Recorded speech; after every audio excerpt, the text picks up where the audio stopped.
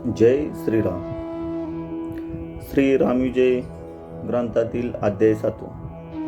अयोध्येपासून मिथिलेपर्यंत हा अध्याय आपण पाहणार आहोत. अयोध्येतून निघून विश्वामित्र राम लक्ष्मणासह गंगातीरी आले. तेथेच त्यांनी स्नाने केली. नंतर विश्वामित्रांनी राम लक्ष्मणाला धनुर्विद्येचा उपदेश दिला. वाटेत विश्वामित्र रामाचे मन पाहण्याकरिता म्हणाले, रामा, या मार्गाने चालण्यापेक्षा दुसऱ्या वाटेने जाऊ, कारण पुढे अरण्य असून तिथे त्राटिका नावाची राक्षसीन राहते. ती येणा जाणाऱ्यांना खाऊन टाकते. मी चुकून तुम्हाला इकडून घेऊन आलो. हे बोलणे ऐकून रामचंद्र म्हणाले, गुरुदेवा, आपण भिवू नका. त्राटिकेची कसली भीती? हे बोल ऐकून विश्वामित्रांना मोठा आनंद झाला. रथ वायुवेगाने निघाला. तेवढ्या त्राटिकेचे अरण्य लागले आणि एक भयानक गर्जन ऐकू आली. तेव्हा विश्वामित्र म्हणाले, रामा, सांभाळ, त्राटिकाच आपणावर धावून येत आहे. इतक्यात त्राटिकाची गर्जना करत सैन्य आले. तिला पाहताच रामाने आपले धनुष्य सज्ज केले. त्यावर बाण चढविला आणि तो नेम धरून अचूक त्राटिकेच्या हृदयावर सोडला. तो त्राटिकेच्या हृदयात घुसला आणि तिचा प्रचंड देह धडकन खाली पडला. तेव्हा राक्षस सैन्य पळून गेले. नंतर विश्वामित्र राम लक्ष्मण सिद्धाश्रमाला पोचले. दुसरे दिवशी विश्वामित्रांनी इतर ऋषीच्या मदतीने यज्ञाला सुरुवात केली. राम लक्ष्मण सह यज्ञाचे रक्षण करत होते. यज्ञात ऋषी आहुती देत होते. इतक्यात राक्षसांची प्रचंड सेना यज्ञाचा विध्वंस करण्यासाठी आली.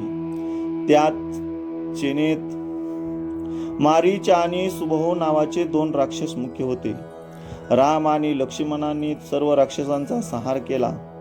नंतर यज्ञ निर्विघ्नपणे संपला. ऋषी मंडळींनी राम लक्ष्मण यांना आशीर्वाद दिले.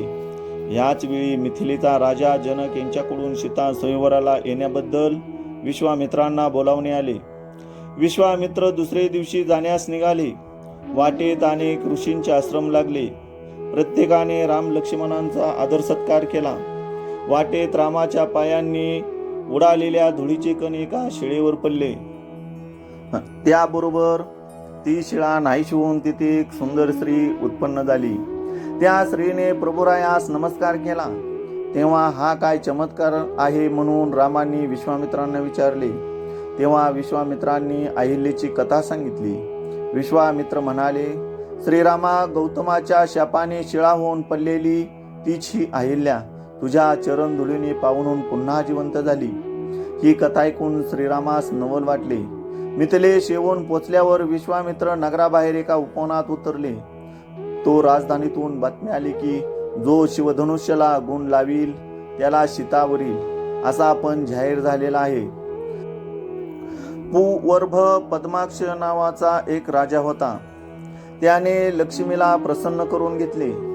त्याने लक्ष्मीला तू माझी कन्या हो असा वर मागितला. लक्ष्मी म्हणाली, तू विष्णूची अनुमती घे. विष्णूने त्याला एक महाळुंगा फळ दिले आणि सांगितले, ते तुझी इच्छा पूर्ण करेल. 9 महिने गेल्यानंतर त्यातून एक सुंदर कन्या निर्माण झाली. ती उपवर झाल्यावर जो तो तिच्याकरता मागणी घालू लागला, पण पद्माक्षाला कोणताच वर पटेना. तेव्हा सर्वांनी त्याला ठार मारले. तेव्हा मग पद्माक्षाने अग्निकुंडात उडी घेतली. तेव्हा सर्व राजे तेथून निघून गेले. पुढे काही दिवसांनी रावण आपल्या विमानात बसून तेथून जात असताना ती कन्या त्याच्या दृष्टीस पडली. तिच्या रूपाला भुलून रावणाने तिच्यावर झडप घातली. तेव्हा ती पुन्हा त्या अग्निकुंडात गुप्त झाली. ते अग्निकुंड रावणाने विझवले. त्यात त्याला 5 रत्ने सापडली. ती रावणाने एक पेटीत घालून मंदोदरीच्या महालात ती पेटी ठेवून दिली. पुढे एकदा जिज्ञेसेने मंदोदरीने ती पेटी उघडली तर तिच्यात 6 महिन्यांची सुंदर कन्या. तो चमत्कार पाहून मंदोदरी घाबरून म्हणाली, ही पद्माक्ष राजाची कन्या. हिच्यामुळे तो राजा मरण पावला. हिच्यामुळे त्या राजाप्रमाणे तुमचाही कुलक्षय होईल. याकरता हिला लंकेबाहेर घालवा आणि दूर कुठेतरी नेऊन ही पेटी टाका. मग सेवकांनी ती पेटी बंद करून डोक्यावर घेतली आणि ती जनक राजाच्या राज्यात नेऊन एका शेतात पुरली. ते शेत एक ब्राह्मणाला जनक राजाने बक्षीस दिली होती. त्याला ते शेत नांगरत असताना ती पेटी सापडली. ती त्याने जनक राजेच्या स्वाधीन केली. राजाने ती पेटी उघडून पाहताच त्या पेटीतून दैदिप्यमान अशी 5 वर्षाची मुलगी निघाली. राजा तिचे रूप पाहून अचंबित झाला. त्याने तिला चांगल्या प्रकारे पालन पोषण केले. तिची भूमिकन्या सीता होय. जनक राजेची मुलगी म्हणून तिला जानकीही म्हणतात. एके दिवशी महापराक्रमी परशुराम त्र्यंबक धनुष्य घेऊन जनकाकडे आले. त्यांचे प्रचंड शिवधनुष्य बाहेर पडले होते. ते सीतेने घेतले आणि त्याचा घोडा करून ती खेळू लागली.